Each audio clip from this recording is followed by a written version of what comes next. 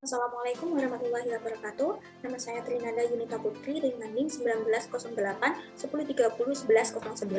Pada kesempatan kali ini saya akan menjelaskan mengenai analisis rasio penilaian pada PT Indofood Sukses Makmur Tbk. Nah, pasti udah familiar banget dengan PT Indofood ini karena produknya udah sering sekali kita gunakan dalam kehidupan sehari-hari.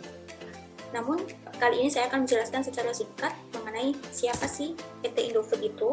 PT Indofood Sukses Makmur Tbk adalah sebuah perusahaan yang memproduksi berbagai jenis makanan dan minuman.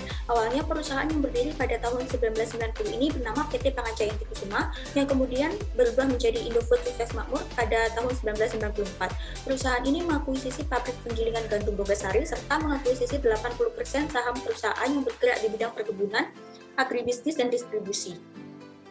Salah satu produk andalannya yaitu Indomie yang saat ini sudah terkenal di Indonesia maupun di dunia. Yang seperti yang saya katakan di awal tadi, saya akan menjelaskan mengenai rasio penilaian. Lalu apa sih sebenarnya rasio penilaian itu? Rasio penilaian atau valuation ratio adalah rasio yang memberikan ukuran kemampuan manajemen menciptakan nilai pasar usahanya di atas biaya investasinya. Rasio ini digunakan sebagai tolak ukur korporasi dalam memberikan imbalan investasi kepada investor melalui pembagian dividen perusahaan. Sedangkan bagi investor, rasio ini merupakan rasio penilaian dan evaluasi saham dalam berinvestasi. Rasio penilaian yang pertama yaitu price to earning ratio atau biasa disebut PER. PER ini merupakan rasio dasar yang digunakan untuk mengetahui harga wajar saham perusahaan. Dan perhitungannya, PER ini menggunakan perbandingan antara harga pasar per lembar saham dengan laba per lembar saham. Dan dari perhitungan tersebut dapat dilihat bahwa nilai PER saham Indofood pada tahun 2016 hingga tahun 2019 mengalami penurunan, tetapi nilai EPS dari saham Indofood terus mengalami kenaikan. PER yang turun disebabkan oleh turunnya harga saham yang salah satu penyebabnya adalah pihak eksternal, sedangkan naiknya EPS dikarenakan laba tahun berjalan yang diatribusikan kepada pemilik entitas induk meningkat dan jumlah rata-rata tertimbang saham tetap. Hal ini menunjukkan bahwa saham Indofood tetap memiliki fundamental yang bagus. Yang kedua yaitu dividend yield ratio. Rasio ini berguna untuk menghitung berapa jumlah dividen tunai yang dibagikan ke pemegang saham. Dengan rasio ini, investor mengetahui arus kas dari investasi yang telah mereka tanamkan. Dividend yield ratio dihitung dengan membagi dividen per lembar saham dengan harga pasar per lembar saham. Dari perhitungan tersebut, dapat dilihat jika pembagian dividen per lembar saham cenderung mengalami kenaikan di tahun 2016 hingga 2019. Dividen yield yang tinggi pada tahun 2015 menyebabkan harga saham pada tahun 2016 melambung tinggi. Namun pada tahun 2016 dividen per lembar saham Indofood mengalami penurunan yang cukup signifikan meskipun harga pasar per lembar saham naik. Penurunan dividen yield menyebabkan harga saham Indofood menurun, tetapi karena laba tahun berjalan yang diatribusikan kepada pemilik entitas induk meningkat dan jumlah rata-rata tertimbang saham tetap, dividen per lembar saham yang dibagikan mengalami peningkatan dan dividen yield juga meningkat. Hal ini mengindikasikan bahwa fundamental PT Indofood Sukses Makmur dalam kategori baik. Yang ketiga yaitu dividen payout ratio. Rasio ini berguna untuk mengukur berapa persentase laba yang digunakan untuk membayar dividen. Dividen payout ratio dihitung dengan membagi dividen per lembar saham dengan laba per lembar sahamnya. Dari perhitungan ini, dapat diketahui bahwa rasio yang dihasilkan sangat fluktuatif, di mana nilai tertingginya terjadi pada tahun 2015 dengan rasio 65%.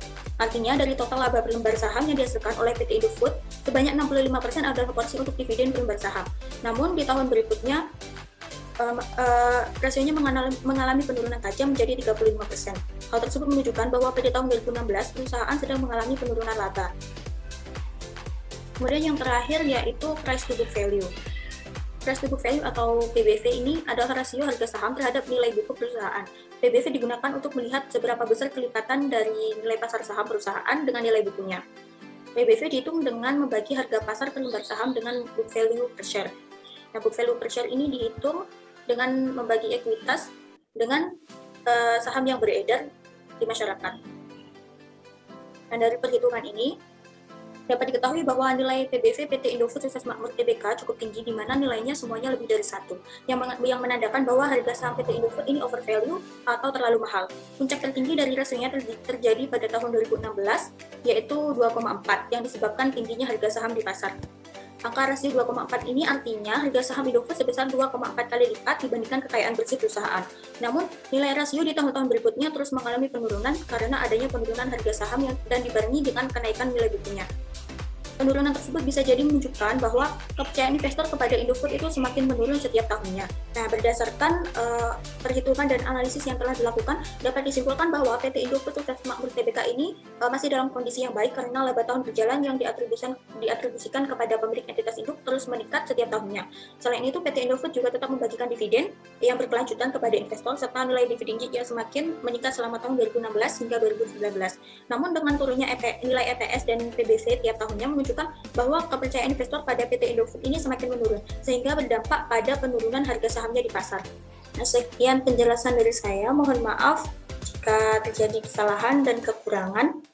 Saya ucapkan terima kasih. Wassalamualaikum warahmatullahi wabarakatuh.